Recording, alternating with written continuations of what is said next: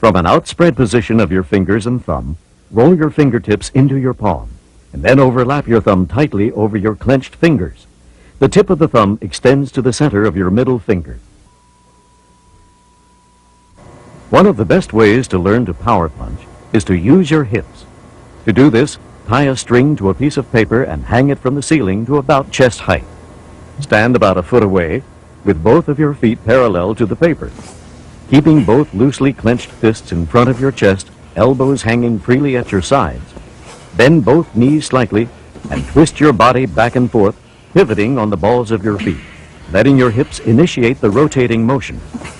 Simultaneously, as your body is rotating, raise your elbow to your shoulder height just in time to apply an elbow strike to the target. It is very important that your hips rotate slightly ahead of your shoulders to obtain maximum power. Once you feel comfortable with this exercise, step back about 2 feet, use your fist, keeping the same body position with good balance.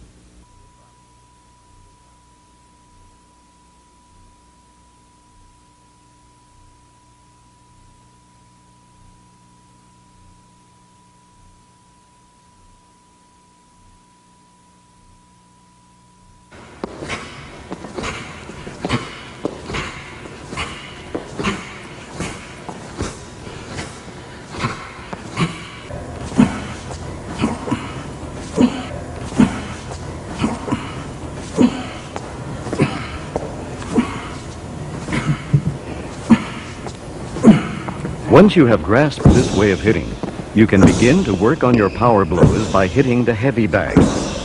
Facing the bag, bend your knees slightly, rotate your hips, and your weight should shift toward the front just before you throw a punch.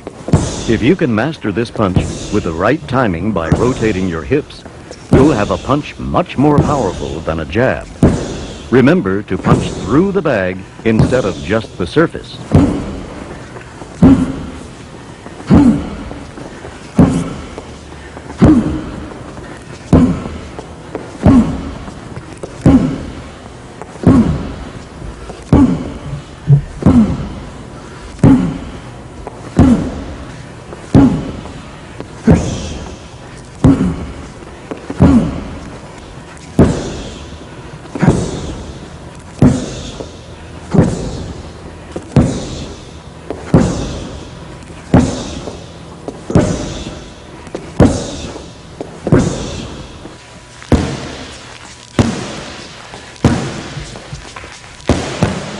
Besides the heavy bag, there are other types of equipment that will supplement your punching training.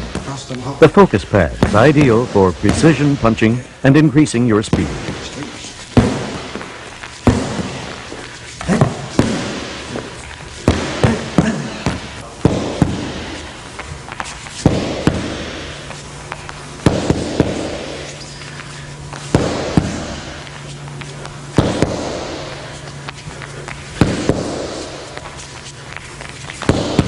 The shield is more solid than the focus pad and will not give in, thus giving the puncher a completely different feeling upon contact.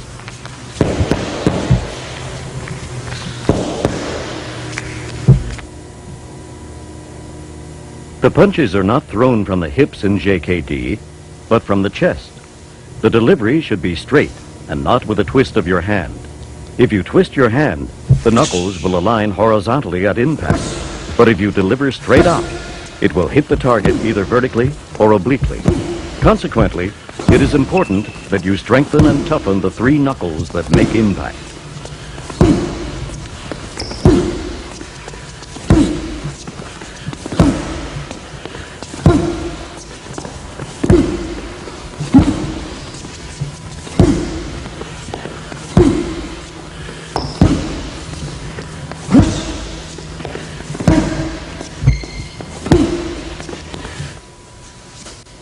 One of the most helpful tools that you can incorporate in your training schedule is the round steel cylinder.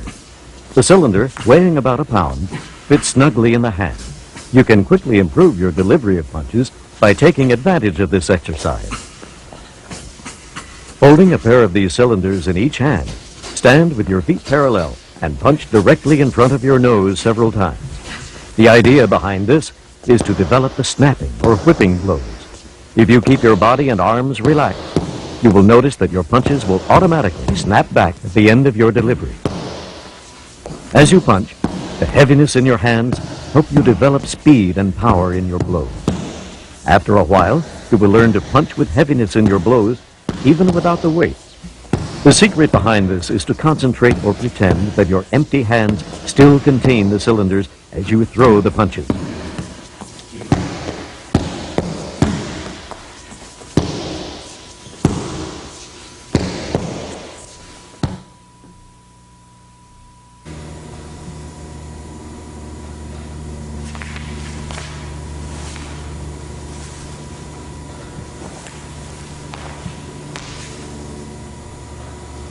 To execute a powerful side kick, stand with your feet apart and parallel to each other.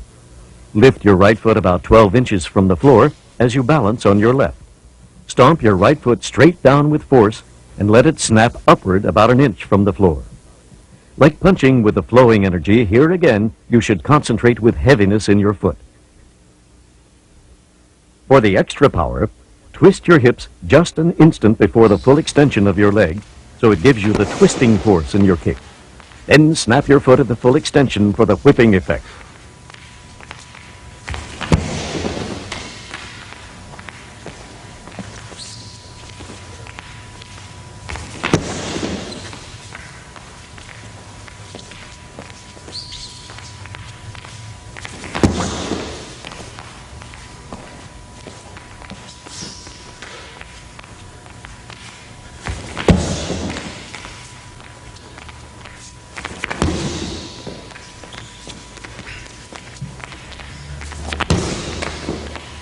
After you have the knack of doing the side kick, you are prepared to kick the heavy bag.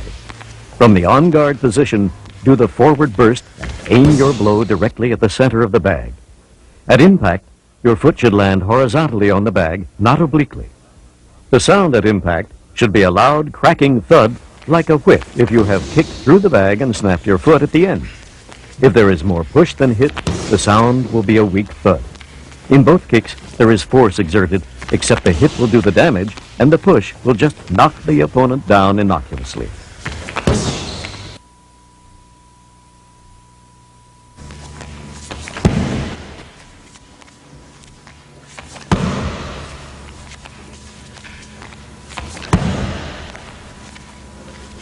Although the front kick is not as powerful as the side kick, you can increase the explosiveness of your kick by using your hips.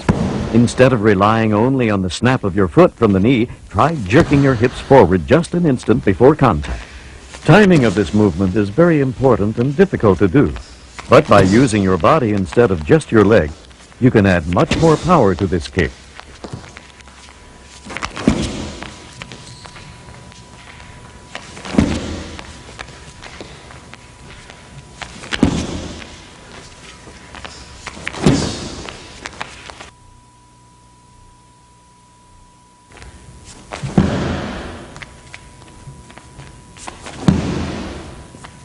Like the front kick, the inverted kick is delivered in a similar snapping motion, except that your foot is angled out toward your opponent's body and contact is made with the top of the foot.